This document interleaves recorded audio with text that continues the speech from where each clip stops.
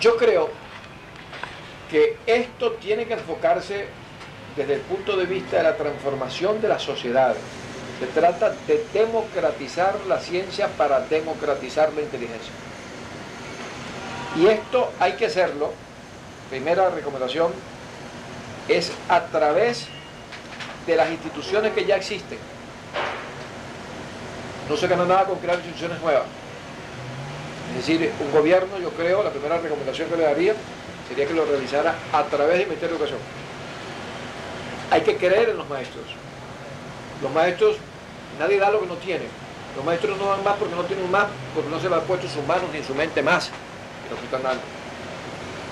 Si a un maestro se le entrena para que dé clases de inteligencia, lo hará con fervor, con entusiasmo y con capacidad. Eso pudimos comprobar en Venezuela, donde formamos 35.000 maestros para realizarlo con resultados verdaderamente ejemplares. Ese programa lamentablemente a ese nivel masivo se cortó después para estudiarlo con mejor profundidad, pero el programa al fin se cortó cuando tenía que haberse impulsado aún con mayor entusiasmo. Entonces, hay que formar a los maestros y utilizar las instituciones que ya existen. Me parecería un error gravísimo el crear una institución paralela, un instituto paralelo al Ministerio de Educación, porque hay que hacer pruebas que demuestren, y eso se logra si esto se realiza bien en el plazo máximo de un año, y no es porque las pruebas sean necesarias desde el punto científico, desde el punto de vista científico, porque ya esto está comprobado en laboratorio, en experiencias masivas, en muchas partes del mundo. No es necesario para científicamente hacer ninguna prueba más, pero como un efecto demostrativo, para que los funcionarios de nivel decisorio, el Ministerio de Educación, para que el Ministro de Educación, para que el Presidente de la República, para que la dirección del país se convenza de que esto es posible, es conveniente hacer pruebas demostrativas de que esto es así. Y simplemente la prueba más contundente es que después de que los muchachos tengan, se cojan muchachos pobres, como dice yo en Venezuela, muchachos pobres, de una capacidad normal, no sean ni subcapacitados, simplemente el promedio de los estudiantes pobres del Perú, que se les dé clase durante unos meses y que después se llame a las altas jerarquías del país, inclusive al Presidente de la República, y se les permite y se establezca un diálogo entre ellos, y que el presidente, el ministro de Educación, le hagan a esos niños las preguntas que quieran, de lo que quieran, del tema que quieran, para comprobar la capacidad que tienen estos niños para responder. Déjenme contarle que esto lo hicimos en Venezuela. El ministro de Educación de aquel entonces, un hombre muy eminente en Venezuela, el profesor Fernández Jerez, él no creía en mis tesis y aceptó ayudarme porque era una política del Estado y el presidente me había nombrado ministro para el desarrollo de la inteligencia y le había pedido a él que me diera toda la colaboración. Él me la dio, pero sin querer, porque tenía que hacerlo.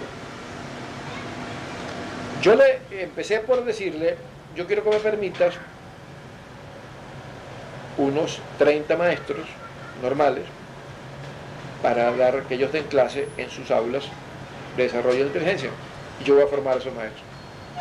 6 meses después, yo le dije al ministro, ¿te acuerdas de aquella experiencia que empezamos a hacer hace 6 meses y que tú me permitiste 30 maestros? Bueno, yo quiero que tú fijes en tu agenda para la semana que viene un día en que podamos pasar toda una mañana con uno de estos grupos, con uno de estos maestros y sus correspondientes alumnos. Eran muchachos de 4º grado de primaria. Así lo hicimos y le pedí al ministro que fuera a esta clase, a este salón de clase, con sus asesores y con directores del ministerio.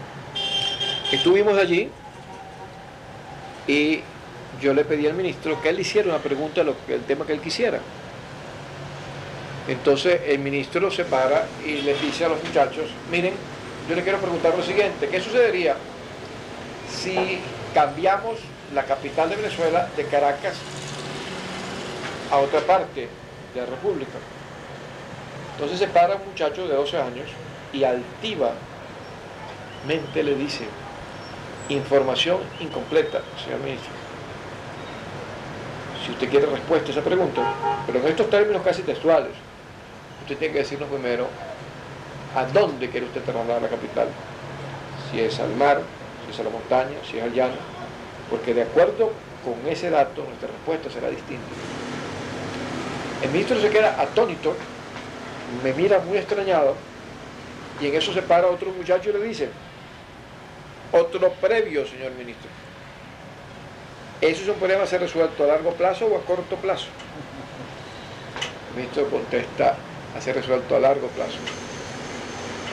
Entonces los muchachos deliberan entre sí, se forman por grupos, y a los 5 minutos uno se para y dice: yo creo que es muy positiva la idea del ministro, porque en Caracas son muchachos de 10 y 11 años, pobres todos, que 6 meses antes de esta clase no se les sacaba ni una idea, como estoy seguro que pasará con todos los muchachos pobres de Lima. Sacarles una idea es como sacarles una muela. Entonces los muchachos, este muchacho dijo: me parece muy positivo, porque en Caracas el aire está sucio.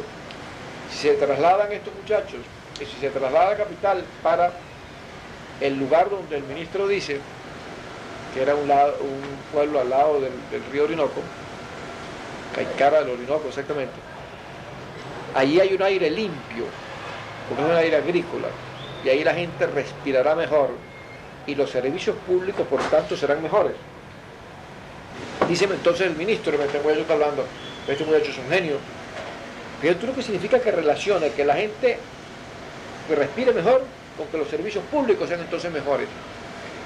En esto lo interrumpe otro muchacho que se para y dice: yo no estoy de acuerdo con lo que acaba de decir mi compañero, porque si trasladamos la capital para el Orinoco, trasladamos también la fábrica y las gentes que hacen en Caracas hay un aire sucio, y por tanto al hacer eso no hemos resuelto el problema, lo que hemos hecho es simplemente trasladar el problema.